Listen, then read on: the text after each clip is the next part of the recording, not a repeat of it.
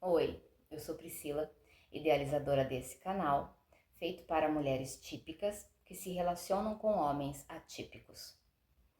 É possível que esse seja o vídeo de maior visualização até o momento, devido ao tema, então eu vou aproveitar para deixar um recadinho.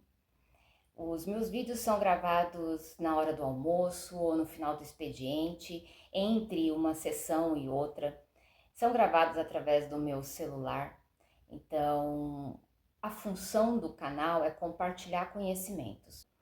Receba as minhas palavras que são pausadas de propósito, porque eu não tenho um roteiro de vídeo, eu tenho um tema e esse tema é desenrolado através de todos os estudos que eu já tive durante a vida. E sei que existem formatos que são mais agradáveis de ver, de ouvir, de acompanhar. Mas se eu tiver que me preocupar com isso neste momento da minha vida, é possível que eu não faça os conteúdos. Eu preciso ser rápida, eu preciso colocar as informações para fora de uma forma que não atrapalhe a minha rotina. Afinal de contas, eu não vivo disso. Então, eu agradeço a sua paciência por me ver aí na tela pequenininha e também por escutar, né, o meu tom de voz pausado. Mas é assim que vai funcionar até que eu descubra uma nova forma que me traga a mesma leveza e facilidade. Mas vamos lá. Eu tô falando de não monogamias e formas de se relacionar que são diferenciadas. Cheguei a citar que são novas formas. E por que são novas? Eu vou contar uma historinha que é muito comum e talvez você já tenha escutado também, que é assim: uma criança está assistindo TV e deu um comercial no desenho dela, ela vai mudar de canal e ao mudar de canal ela encontra uma cena de sexo entre dois adultos, eles estão nus sobre uma cama e essa criança está assistindo a TV, ela para olhar esta cena e o adulto que está por perto chega junto, todo esbaforido, muda, muda, isso não pode, isso não pode. Veja, a criança que está ali olhando aquela cena, ela ainda está tentando identificar o que está acontecendo naquela cena. Está vendo duas pessoas nuas, mas só terá um conteúdo de risco se ela já tiver uma referência de que aquela cena é uma cena restrita a um contexto especial. Antes disso, ela ainda está tentando entender, conforme as referências dela, o que é aquela cena. Quem passa essas referências para a criança são os adultos ao seu entorno. Através dessas manifestações, dessas expressões do que é certo e do que é errado. Então, quando algo está certo, nós fazemos algumas manifestações positivas. Isso, ok, ai que legal, que bonito. E quando é ruim, quando é negativo, de alguma forma, as nossas manifestações, as nossas expressões são de alguma forma de restrição, né? Não, não pode, é feio, não deve, não é para sua idade. Estas expressões, essas manifestações dos nossos pensamentos enquanto adultos é que vão estigmatizando a criança e criando parâmetros do que é bom e do que é ruim, do que sim, do que não, do que deve, do que não deve. No momento em que a criança recebe essa intervenção dessa forma, né, através das expressões, da fala também, da verbalização de que aquela cena não é para ela ou não deveria estar sendo vista, mesmo que ela não tenha entendido, naquele momento não é só retirado da criança a exposição que ela está recebendo, mas é também retirado dela o direito à curiosidade. A curiosidade é uma habilidade natural nossa, né? A curiosidade. Ela está muito mais em evidência durante a infância, ela continua em nós durante a nossa vida adulta, só que nós fazemos um filtro dos resultados da nossa curiosidade, se são ou não produtivos. Então, nós vamos podando as nossas curiosidades. E isso acontece com todos nós. Cada um de nós tem, logicamente, um nível de curiosidade, uma intensidade maior ou menor. De qualquer forma, nós sofremos essa adaptação porque o mundo não incentiva as nossas curiosidades pelo simples fato de que isso vai modelando as nossas experiências. A curiosidade modela as nossas experiências, nos incentiva a buscar informações, sensações, respostas, gera perguntas. A monogamia vem dizer que a finalidade do nosso interesse, da nossa curiosidade por sexo, deve ser pautada na reprodução. Quando nós começamos a estudar formas de se relacionar, que nos dá outros parâmetros que vão justamente em oposição à monogamia, além de outros temas, outras abordagens, promete também que a curiosidade, o desejo, a vontade de saber sobre sexo vai ser abordada de uma forma mais livre, mais liberta, de uma forma onde os contextos podem ser criados entre as pessoas sem tantos preconceitos ou sem tantos parâmetros de restrição, negatividade, culpa, pecado, ou seja, sem esses parâmetros que na verdade fazem com que a gente não se aprofunde no assunto sexo. Novas se relacionadas às não monogamias, o tema sexo está sempre entre os temas mais abordados. O que é certo, o que não é, o que pode, o que não pode, o que é considerado não monogamia, o que não, as experimentações, os fetiches, as fantasias. Então é um campo que permite que esse assunto retorne para que sejam então abordadas aquelas curiosidades que continuam dentro de nós desde a infância. Existe só um ponto que eu gostaria de colocar como um risco, que é o seguinte: a curiosidade que foi podada lá na infância, e é bem provável que isso tenha acontecido com a maioria de nós aqui. Se alguém tiver uma vivência diferente, por favor, compartilha. Mas é o que eu vejo no dia a dia, foi o que eu mesmo vivenciei, e o que eu compartilho com os amigos, conhecidos e tal. Mas aquela curiosidade que foi podada lá na infância, para nossa proteção naquele ambiente, naquele contexto, ela continua infantil e imatura dentro de nós.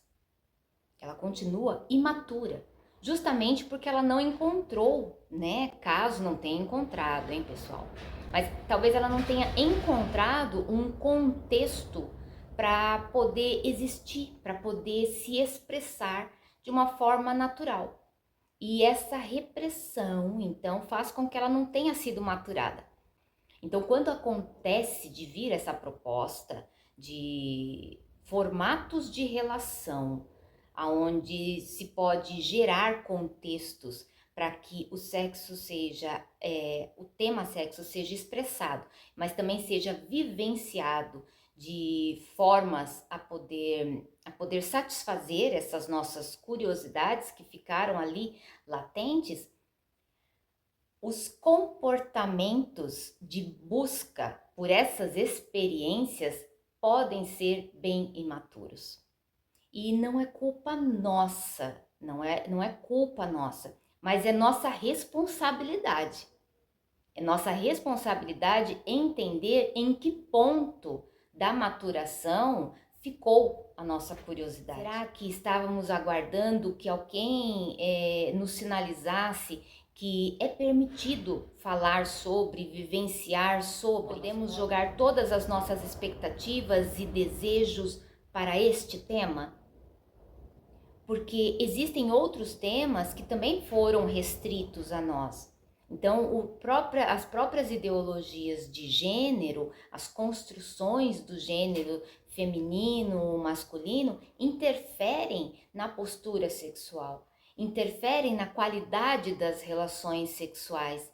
E eu vejo que existe a discussão sendo desenvolvida, e mesmo que as pessoas digam, mas o meu interesse não é só sexo, existem outros temas e tal, e acabam afunilando neste assunto, porque isso deixa a impressão de que toda a luta, de que toda a conquista das não monogamias, elas vão sempre afunilar no tema sexo.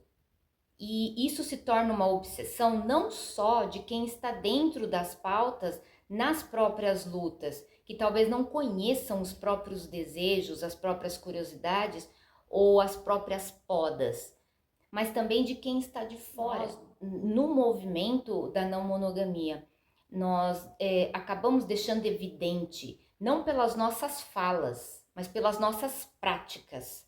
O que nós queremos é um contexto de exploração do nosso desejo sexual. E ele é importante. É importante a exploração de um potencial humano que é natural. É natural. Mas não é só sobre isso. Porque se esse potencial humano ele foi desnaturalizado, ele foi encarcerado, ele foi moldado de alguma forma, é porque houve uma construção muito antes da cama. E entender essa construção é muito mais importante do que só arrumar a cama para poder se deitar nela e experienciar com quantas pessoas quiser, da forma que quiser. Então, entender as pautas como algo só relacionado ao sexo é justamente o que vai fazer com que todo esse movimento seja uma moda que vai passar. Porque não mudou estruturas suficientes da sociedade para que nós víssemos reflexos produtivos, reflexos no coletivo. A qualidade de uma relação sexual, ela não está no ato mecânico. Ela envolve toda uma programação que foi feita durante a vida toda e que envolve várias áreas da sociedade, cultural, educacional, política, financeira, racial. O que nós vamos ter é algumas pessoas gozando e a maioria não. A experimentação na questão do sexo, ela tem um limite, não tem um limite, é saudável que seja uma busca constante, é na verdade incentivado a ser uma busca constante, ela tem um equilíbrio entre as outras buscas, entre os outros temas da nossa vida? Ela tem qual importância dentro dos relacionamentos e dentro das vidas realmente, né? Já que ela não gera somente vida, ela gera essa energia, né? Esse tema, sexo, e não gera somente vida, não é só para a procriação. O que mais ele oferece? Ah, prazer, sim. O que é qualidade de prazer? O que é bem-estar? Existem parâmetros? O consumir, né, como gafanhotos, consome-se uma determinada ideia, muda de ponto, consome aquela ideia, experimenta, experiencia e vai para outro ponto e experiencia e não que a variação de experiências não traga para nós uma satisfação, mas talvez entre em confronto com outros temas, porque o sexo, da forma como ele é disposto na sociedade, pode ser encontrado em vários locais, mas o trabalho tem um local específico ou mais restrito, aonde nós vamos buscar determinadas soluções para subsistência, por exemplo, tem outros locais específicos, mas o sexo ele está em todos os campos. Tudo é possibilidade. Tudo é possibilidade. Se tudo é possibilidade, o que é que nos impediu até agora? O que foi que nos impediu até agora? Estávamos aguardando permissão? Estávamos aguardando que alguém levantasse uma bandeira? Tá liberado? Tá tudo liberado. O que é que mudou? Eu tenho uma ideia sobre isso.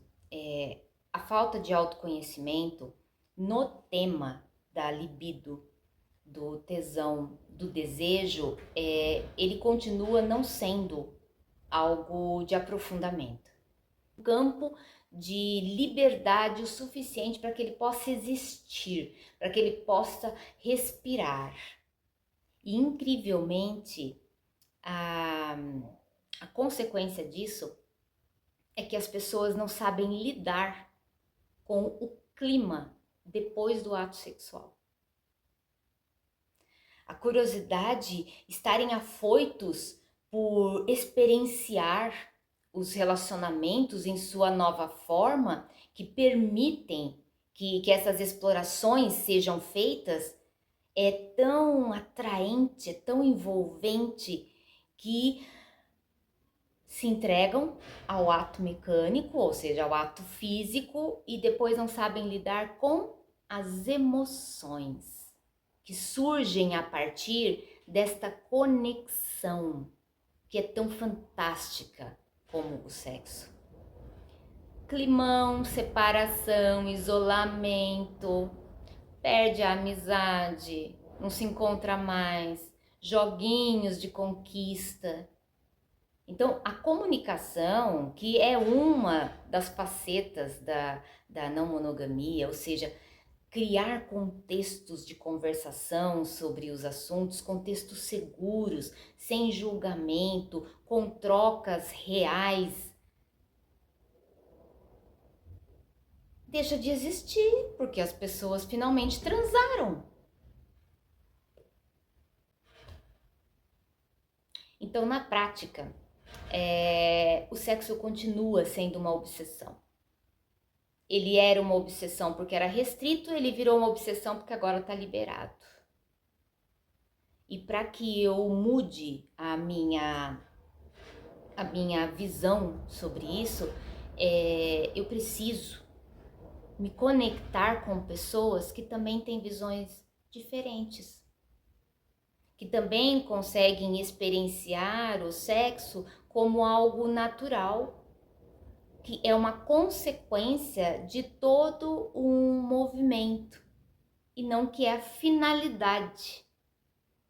E a finalidade para quem está no movimento para ter uma experiência sexual, tá ok. Aliás, é claro, é objetivo, é concreto. Estamos no movimento para experienciar a nossa sexualidade de uma forma segura, aceita, acolhida. Maravilha, maravilha. Essas pessoas são claras, são objetivas, elas estão bem fundamentadas. As demais se utilizam da bandeira para testar, né, os contextos para afunilar na relação sexual mecânica. O sexo está sendo superestimado. Já foi na monogamia, está sendo na não monogamia. Lembra da história da criança? Se esta criança for autista e o adulto chegar perto dela e falar assim, não pode, tira desse canal, passa, não é para sua idade. Ele não vai entender essas expressões. E aí, nós vamos nos relacionar, mulheres típicas, por extremos. A característica do autista é a falta do equilíbrio. Ou é um extremo ou é outro, ou é muito ou é pouco, né? Então, nós, típicos, nos adaptamos, temos uma flexibilidade relativo a cada contexto, com quem vivemos e tal. Eles têm uma rigidez maior. Então, falta flexibilidade né? E essa flexibilidade, ela está ligada não somente ao seu querer, ao seu desejo, ela está ligada a um caminho que as informações fazem dentro do seu cérebro. Então, veja bem, se fazer uma parceria com uma pessoa autista para vivenciar relações de uma forma não convencional, que estejam focadas em experimentações sexuais, existem alguns contextos que podem ser previsíveis. Imagina um autista com hiperfoco no ato sexual. Imagina um autista com hiperfoco no tema sexo. Pois é, imagina. E eu imagino tanto que o próximo vídeo vai ser sobre isso. Como que é um relacionamento não monogâmico com um autista? Para quem pensa igual, seja bem-vindo. Para quem pensa diferente, me coloco seu ponto de vista. E para quem não pensa nada, continua por aqui, porque de repente pode surgir um tema que faça você pensar ou querer se expressar também. Eu espero que tenha dado certo. No próximo vídeo eu vou abordar o relacionamento de formas não convencionais com pessoas atípicas. E se até lá eu tiver mais conteúdos através dos seus comentários, vai ser muito bacana e agregador. Até a próxima.